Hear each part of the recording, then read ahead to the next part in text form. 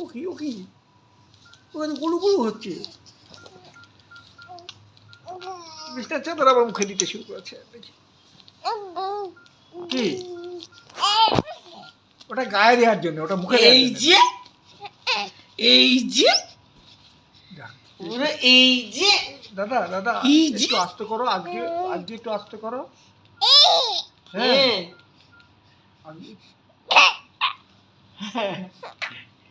আজকে দাদা সুস্থ থাকলে কোনো রকম মানে ব্যাপার না, সব সময় খেলু